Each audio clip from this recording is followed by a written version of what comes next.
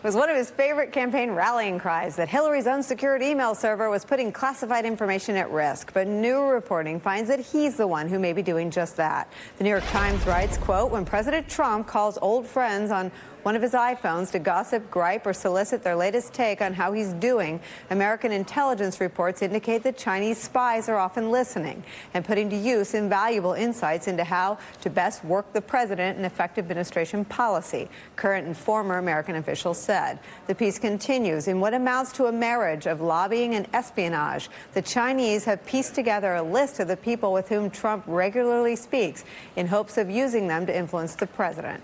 Everyone's still here. Wow. I mean, this is a story that, like all things Trumpian, sort of puts back on him anything he ever attacked any of his opponents of doing. Yes, I will not bore you as I have before on You've the show. You've never bored me. Talking about the difference between the classified servers and the unclassified servers at the State Department. You can't put unclassified into unclassified servers.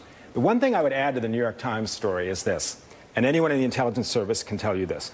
The reason the Chinese spy on us and the reason the Russians spy on us are completely different. The Russians do want to influence our politics. They want to take the information they have and influence elections. The Chinese are only interested in industrial secrets, in business secrets. And the reason the Russians are not is because they have no business and industry. The only way they have leverage is to influence our politics. The Chinese want to get leverage and know who Trump is talking to be able to get business interests here. And Steve Schmidt, because Donald Trump has no regard for the professionals in his government, no one should assume that he's not talking to his friends about what to do militarily or diplomatically with North Korea or with MBS. It is certainly not only likely but probable that he's polling his former pals in New York City about how to deal with the Khashoggi crisis and MBS and other world leaders.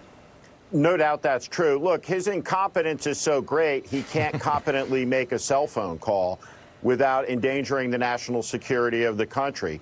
He's just irresponsible beyond any words I have to describe it. Though I also think he may be talking about what a victim he is. He probably calls his friends up, and it's the same conversation we hear at the rallies, talking about the fake news, the media. It's one long, giant pity fest. And if that's the case, I pity the Chinese listeners and Russian listeners who have to listen to this guy's self-pity all day, every day. Ken Delaney, and the serious national security implications are that what spy agencies do isn't just look for secrets about American industry. They don't just look for ways